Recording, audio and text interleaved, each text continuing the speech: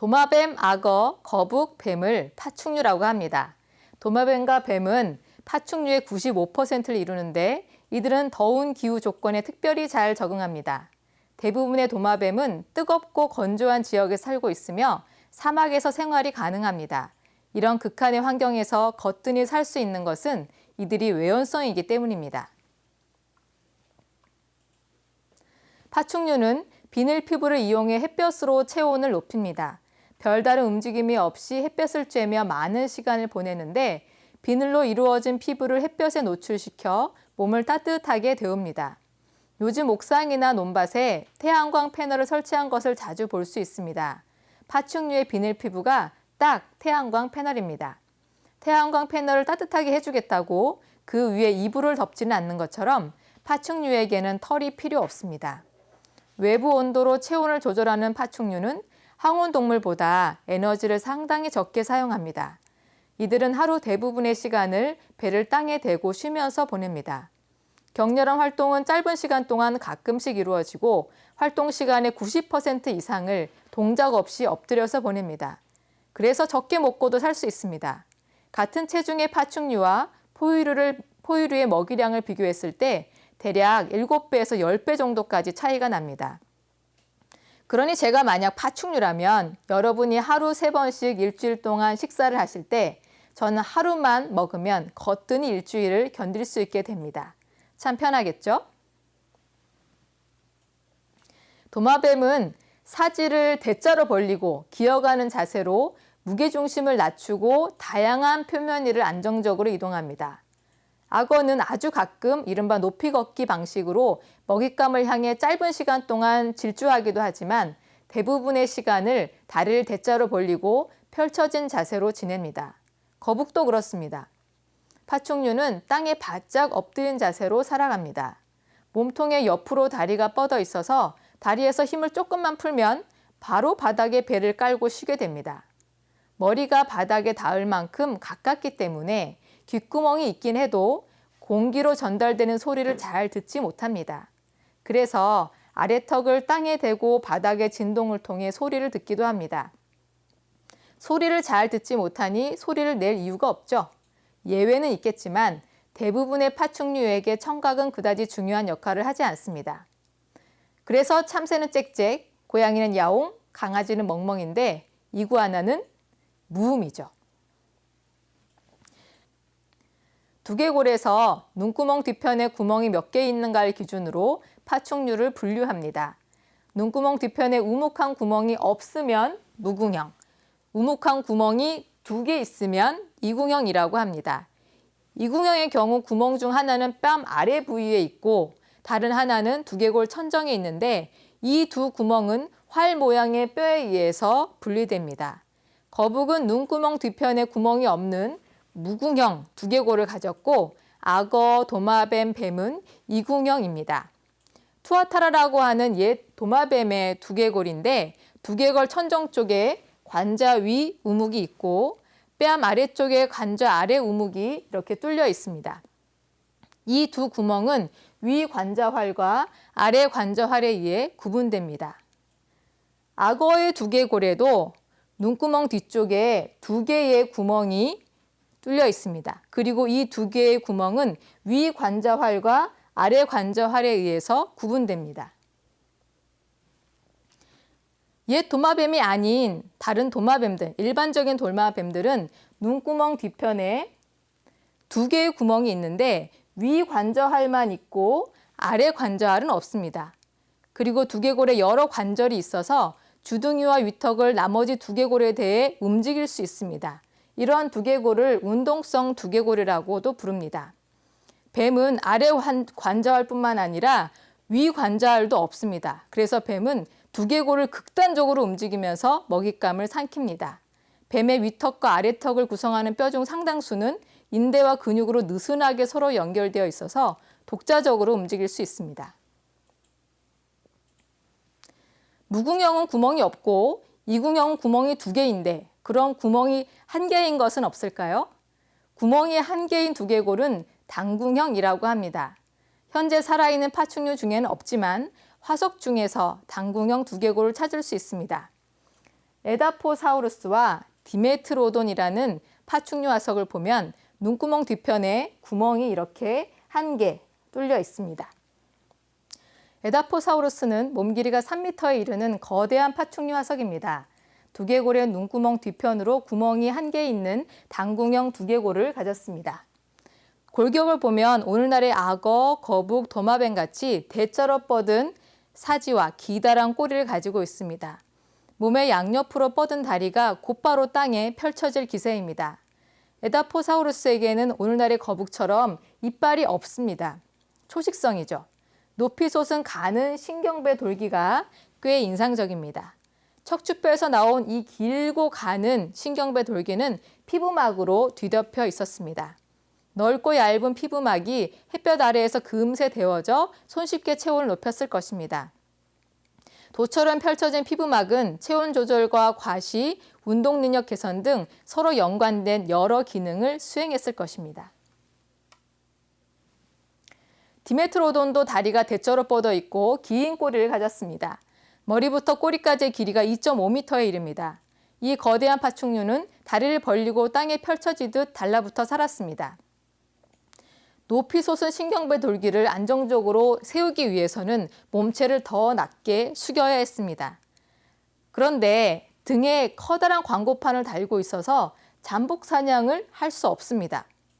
또 땅에 달라붙은 자세로는 사냥감을 뒤쫓아 달리는 것은 애시당초 글러먹었습니다. 그러면 디메트로돈은 저렇게 큰 이빨로 무엇을 먹었을까요? 턱을 보면 크기가 서로 다른 이빨들이 치열을 이룹니다. 턱관절의 이빨과 나란하지 않고 이빨보다 훨씬 아래에 있습니다. 턱관절이 치열과 나란하게 있으면 가위처럼 먹이를 자를 수 있습니다. 이에 반해 턱관절의 치열보다 훨씬 위에 있거나 훨씬 아래에 있으면 턱을 다물 때 호두깎이의 파쇄판처럼 모든 이빨이 큰 힘으로 동시에 한데 모이게 됩니다. 초식성 포유류의 턱관절은 치열보다 훨씬 위에 있어서 뭉툭한 이빨이 동시에 움직여 식물질을 부수고 찢습니다. 디메트로돈도 동시에 한데 모인 이빨로 식물을 단번에 뭉개서 먹었을 것입니다. 페름지층에서 나온 디아덱틱스는 눈구멍 뒤편에 구멍이 없습니다. 무궁형 두개골이죠. 그런데 정수리에 구멍이 한 개 이렇게 보입니다. 이 구멍은 관자우묵이 아닙니다. 관자우묵은 두개골의 좌우에서 대칭적으로 나오는데 이 구멍은 정수리에 딱 한 개밖에 없습니다. 이것을 두정공이라고 합니다. 두정공의 중앙에 세 번째 눈이라고 하는 두정안이 있습니다. 두정안은 두정공을 통해 들어오는 빛의 세기를 감지해서 외온성 신진대사를 조절하였습니다. 밖으로 튀어나온 연필 모양의 이빨은 뻐드렁니처럼 보입니다. 이런 형태의 이빨은 동물의 살을 뜯기에 적합하지 않습니다. 대신 식물질을 깨물고 뜯기 위한 초식성 포유동물의 앞니를 닮았습니다. 턱관절도 이빨과 나란하지 않고 이빨보다 훨씬 아래에 있어서 턱을 다물 때 모든 이빨이 동시에 한데 모이게 됩니다. 디아덱틱스는 호두깎이의 파쇄판처럼 움직이는 턱관절과 이빨로 많은 식물을 손쉽게 짓이길 수 있었습니다. 고생대 페링지층보다 더 깊은 곳, 고생대 석탄기 지층에 묻혀있던 작은 도마뱀 화석입니다. 팔레오티리스는 화석나무의 그루터기에서 발견되었습니다. 몸 길이가 30cm도 되지 않습니다. 작고 날카로운 이빨이 달려있고 두개골과 척추를 잇는 환추와 축추가 잘 발달하여 목을 재빨리 움직일 수 있었습니다. 뒷다리가 앞다리보다 깁니다. 둥근 앞발목뼈가 있어서 앞발을 수월하게 회전했고 커다란 거골과 전골은 이동 방향으로 뒷발을 굽히고 펼칠 수 있게 했습니다. 팔레오티리스는 사지를 대자로 벌리고 기어가는 자세로 무게중심을 낮추고 나무 위의 다양한 표면 위를 안정적으로 움직일 수 있었습니다. 일본의 신생대 지층에서 나온 악어 화석입니다. 그냥 악어죠.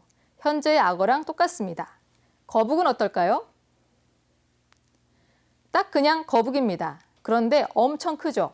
중생대 백악기 지층에서 나온 아르켈로는 어마어마하게 컸습니다. 몸 길이가 4m이고 너비는 5m, 무게가 무려 2톤에 이릅니다. 중생대 백악기층에서 나온 작은 호박에서 요 정도 되는 요런 호박 안에 아기 뱀이 들어 있습니다. 뱀이 보이시나요? 아무리 깊은 지층에서 나온 것이라고 해도 뱀은 뱀이고 거북은 거북이고 악어는 악어이고 도마뱀은 도마뱀입니다. 이제 포유류를 살펴보겠습니다. 사막 여우는 잠시도 가만히 있지 않는 것처럼 움직입니다. 자기 털을 골랐다가 남의 털도 골라주고 뒤집어서 땅에 등을 대고 긁었다가 다시 일어나서 저기저기 참견하고 다닙니다. 참 활발합니다. 일반적으로 포유동물은 활동성이 높은 동물에 속하며 물속, 공기 중, 육상 서식처 어디에서든 빠르고 오래 견디는 특성을 보입니다. 이들은 거의 모든 환경 조건, 즉 추운 밤, 뜨거운 사막, 얼어붙은 극지의 바다에서도 또 얼음으로 덮인 겨울에도 이러한 활동성을 유지합니다. 그러기 위해서 포유류는 털을 가집니다. 털은 열 손실을 막는 절연체로서 어떤 기후에서도 몸이 일정하고 높은 체온을 갖도록 해서 높은 활동 수준을 유지하게 해줍니다. 포유류는 갓난 새끼에게 영양 높은 젖을 주기 위한 유선과 큰 부피의 뇌, 고도로 발달한 후각, 또 먹이를 처리하기 위해 특화된 이빨과 턱 근육을 가졌고 신속하고 효율적인 이동을 위해 고추서서 걷는 자세를 보입니다. 파충류는 비늘 피부를 햇볕에 노출시켜 체온을 올리는 만큼 적게 먹고도 살 수 있고 다리를 펼친 자세로 대부분 쉬면서 지냅니다. 파충류가 외온성인 반면 포유류는 내온성입니다. 포유류는 먹은 것으로 체온을 높입니다. 먹이를 효율적으로 잘 먹기 위해 그래서 이빨과 턱이 발달했습니다. 포유류는 체온을 유지하기 위한 털을 가졌고 고추서서 걷는 자세로 활발하게 움직입니다. 고생대 페르니층에서 나온 이노스트란케비아의 화석입니다. 전체 길이가 3.5m에 이릅니다. 골격에서 활동성이 느껴집니다. 다리가 몸통에서 아래로 뻗어 있습니다. 그래서 지면으로부터 몸통을 확실히 높이 들어올려 어슬렁거릴 수 있었습니다. 호랑이와 함께 걷고 있는 모습을 상상해 본다면 얼마나 크고 활동성이 있는지 실감할 수 있습니다. 호랑이보다 골격이 더 굵고 단단합니다. 이노스트란케비아의 커다란 두개골에는 극도로 기다란 송곳니가 달려 있습니다. 칼처럼 긴 송곳니가 위아래 턱에 한 쌍 있고 앞니와 턱 안쪽에 뾰족한 이빨들이 이렇게 보입니다. 눈구멍 뒤편에는 커다란 구멍이 있어서 이 안쪽으로 턱 근육이 가득 들어갈 수 있었습니다. 그래서 씻는 힘이 강했습니다. 이노스트란케비아는 탄탄하고 활동성 있는 몸에서 필요한 에너지를 먹는 것으로 충당할 수 있는 씹기 좋은 강력한 턱 근육을 가졌습니다. 비아르모스쿠스도 고생대 페르미지층에서 발견되었습니다.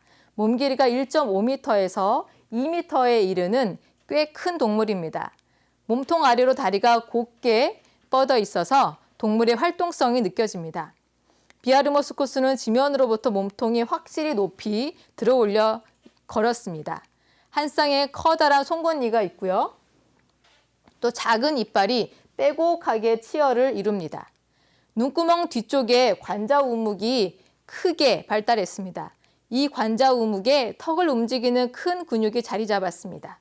비아르모스쿠스도 잘 먹고 활발하게 움직이는 동물이었습니다. 리카이놉스도 고생대 페르미지층에서 나왔습니다. 몸 길이가 1m에 이르는 활동성 있는 동물입니다. 리카이놉스는 늑대의 얼굴이라는 뜻인데 두개골이 늑대를 닮았습니다. 두개골의 눈구멍 뒤편에 이렇게 커다란 구멍이 있습니다. 이 구멍 안으로 턱 근육이 가득 들어가서 깨물고 씹는 힘을 강하게 했습니다. 리카이놉스는 뒷다리가 앞다리보다 좀 더 깁니다. 다리는 몸통에서 아랫방향으로 쭉 뻗어 있고요. 지면으로부터 몸통을 높이 들어 올리고 이렇게 활발하게 움직일 수 있었습니다. 이노스트란케비아, 비아르모스쿠스, 리카이놉스는 공룡이 묻혀있는 지층보다 더 아래에서 발견된 동물인데 턱 근육과 이빨이 잘 발달했고 고추선 자세로 지면으로부터 몸통을 높이 들어 올리고 활발하게 움직일 수 있었습니다. 이런 특징을 가진 동물들은 외원성이 아닙니다. 다시 말해서 파충류가 아닙니다. 공룡이 나온 지층보다 더 밑에서 덩치 큰 포유류 화석이 나온 것입니다. 고생대 페름 지층에서 나온 에스테메노스쿠스는 몸 길이가 3m에 이릅니다. 가슴 부위가 상당히 두껍고 전체적으로 육중합니다. 소보다 덩치가 컸습니다. 무게는 2톤으로 추정됩니다. 앞다리는 두꺼운 가슴을 받치며 몸 옆에서부터 아래를 향해 뻗어나가는 형태이고 뒷다리는 몸 아래쪽에 붙어 있습니다. 에스테메노스쿠스는 옆으로 벌어진 앞다리로 먹이를 먹기 위해 앞으로 수그리는 자세를 취하기 쉬웠습니다. 또 몸 아래로 뻗은 뒷다리 덕분에 2톤의 체중을 지탱하면서 별 무리 없이 움직일 수 있었습니다. 피부 흔적이 화석으로 남았는데 털은 없었지만 분비샘을 확인할 수 있습니다. 에스테메노스쿠스의 피부는 하마의 피부와 유사했습니다. 에스테메노스쿠스도 하마처럼 주로 물속에 살면서 털이 별로 없고 분비샘이 많은 두껍고 매끄러운 피부를 가졌을 것입니다. 에스테메노스쿠스는 두껍게 강화된 두개골 위로 울퉁불퉁한 돌기들이 이렇게 솟아 있어서 꼭 왕관을 쓴 것 같습니다. 박력 넘치는 얼굴만큼이나 이빨도 독특합니다. 두꺼운 앞니가 앞으로 튀어나와 있고 커다란 송곳니가 이렇게 솟아 있습니다. 그리고 입을 벌리면 앞니와 연결되지 않은 그래서 따로 치열을 이루는 작은 이빨들이 앞을 향해 V자 모양으로 배열되어 있습니다. 또 눈구멍 뒤에 커다란 관자 우묵이 있어서 턱을 움직이는 큰 근육이 자리 잡았습니다.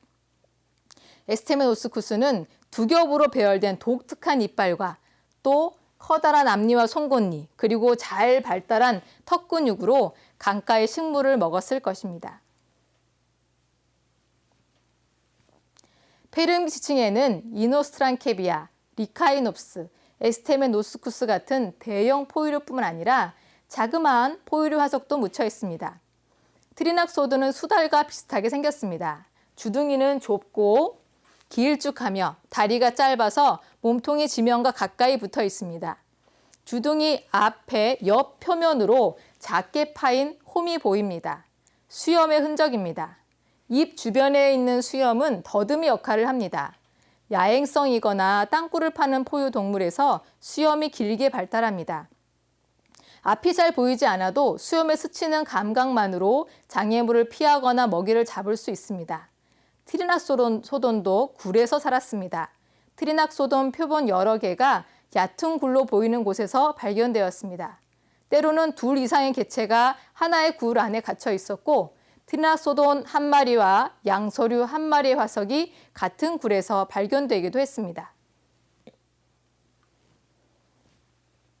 공룡과 같은 지층에서 쥐쥐보다 작은 포유류 화석이 나옵니다. 작은 동물은 다리를 구부려서 걷습니다. 이런 자세는 날쌔게 돌진하기에 좋습니다. 포유류는 몸집이 작을수록 몸집에 비해 많은 양의 먹이를 먹습니다. 그만큼 턱과 이빨이 잘 발달해야 합니다. 고비코노돈의 두개골을 보면 광대활이 아주 큽니다. 이 광대활 위로 오목한 넓은 면적의 측두근이 들어가고 치골 뒷부분에 있는 오목한 부분에는 교근이 들어가서 반복적으로 씹는 동작을 수월하게 할 수 있었습니다. 앞니와 송곳니가 잘 발달했고 또 어금니에는 여러 개의 이러한 돌기가 있어서 식물을 잘게 자를 수 있었습니다. 이제 공룡이 묻힌 지층보다 위쪽에 묻힌 포유류 화석을 살펴보겠습니다. 사슴 같죠? 네, 사슴 화석입니다. 메갈로케로스라고 합니다. 거대한 뿔이라는 이름답게 뿔이 대단히 커서 3m 60cm에 이릅니다. 발을 보면 발굽으로만 서 있습니다. 이렇게 발굽으로 걷는 포유동물은 오랫동안 속도를 유지하며 뛸 수 있습니다. 메가테리움은 거대한 짐승이라는 뜻입니다. 거대한 짐승이라는 이름에서 화석을 발견했을 당시의 놀라움이 느껴집니다. 메가테리움은 거대한 땅늘보 화석인데 몸 길이가 6m이고 키는 4m, 몸무게가 3톤에 이릅니다. 골격 자체가 엄청 굵고 큽니다. 발바닥으로 걸었는데 튼튼한 꼬리를 지면에 대고 강한 뒷다리를 이용해 뒷발로 설 수도 있었습니다. 코끼리 화석은 오늘날의 코끼리보다 다양한 모습을 보여줍니다. 가장 큰 매머드는 어깨 높이가 5m에 이르렀고 상아가 나선을 그리며 5.5m나 나가면서 휘어져서 길게 뻗어 있습니다. 마스토돈의 상아는 앞으로 쭉 뻗어 있습니다. 뻗어 나온 상아의 길이는 최대 5.02m입니다. 곰포테리움의 상아는 직선에 가깝게 앞으로 뻗어 있고 아래쪽도 앞으로 길게 도출해 있습니다. 그리고 아래 턱 끝에 한 쌍의 상아가, 짧은 상아가 있는데 위아래 턱의 상아가 어느 정도 맞물릴 수 있어서 식물을 모을 수 있었습니다. 플라티벨로돈의 상아는 작고 아래턱이 삽처럼 생겼습니다. 물에서 식물을 건져 올리기에 좋겠죠? 위턱의 상아가 몸 바깥으로 자라나는 다른 많은 코끼리류와 달리 데이노테리움의 상아는 아래턱으로부터 몸 안쪽으로 자랐습니다. 어깨 높이가 4m 정도에 이르는데 오늘날의 아프리카 코끼리 정도의 거대한 동물입니다. 코뿔소 화석도 다양합니다. 털 코뿔소의 뿔은 그 길이가 1m 정도로 추정됩니다. 어깨뼈 위로 척추뼈가 높게 솟아 있습니다. 뿔이 길고 무거워서 무게가 앞으로 쏠리는 만큼 어깨뼈 위에 척추뼈가 크게 발달해서 균형을 맞춘 것입니다. 파라케라테리움은 키가 6m에 이르고 몸무게는 무려 20톤이 넘는 거대한 코뿔소입니다. 오늘날 아프리카 코끼리가 길인 만큼 키가 자란다면 딱 파라케라테리움입니다. 이렇게 어마어마한 코뿔소가 있었습니다. 브론토테리움의 뿔은 Y자형으로 새총 같은 모양입니다.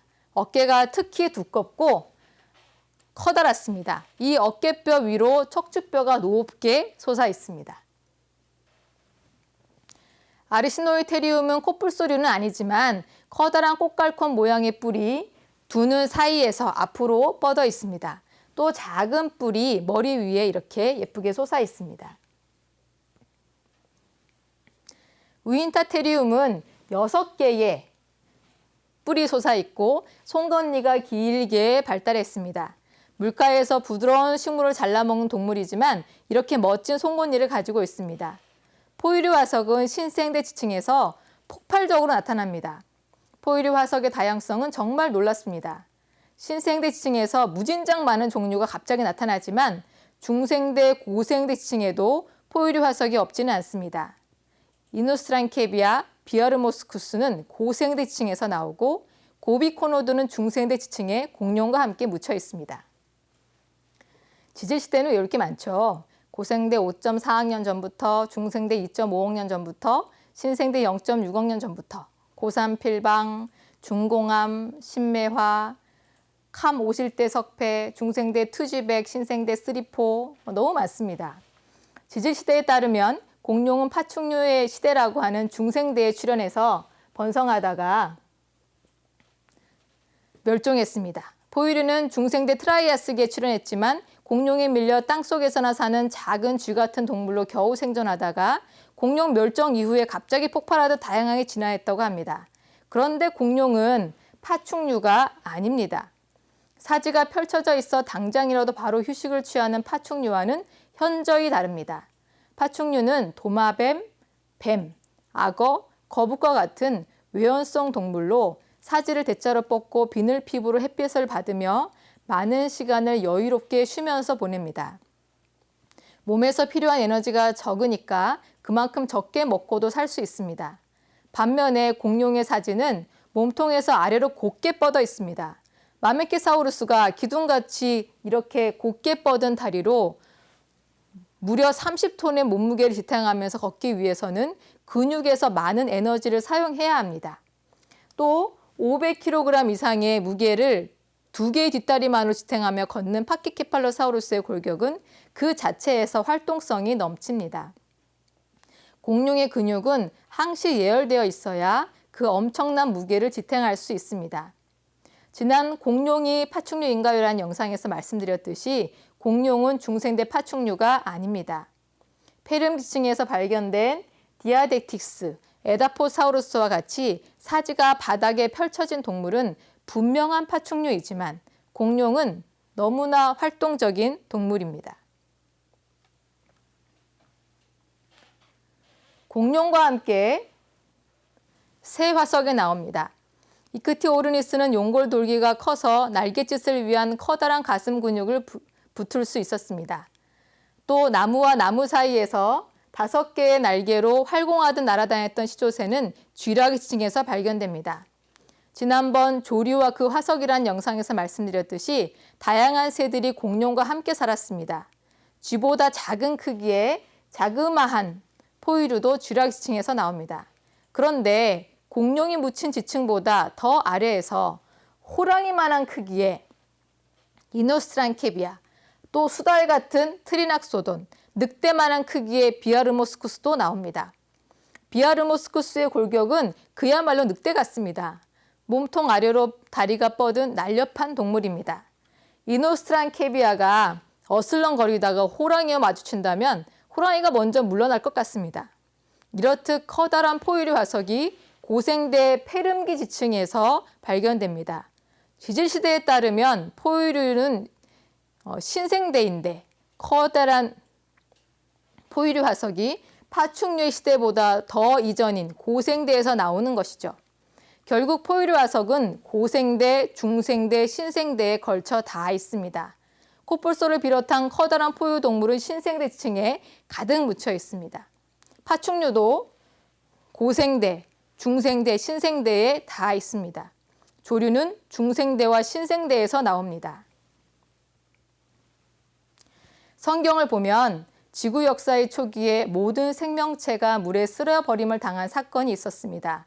큰 기품의 샘들이 터지고 하늘의 창이 열려 40일간 폭포수 같은 비가 계속되었습니다. 그 40일간 지각이 터졌습니다. 지각 밑에 있는 멘틀에 압력의 변화가 일어나고 물이 그 속으로 스며들면서 멘틀이 갑작스럽게 용융되어 엄청난 멘틀의 대류가 전 지구적으로 일어났습니다.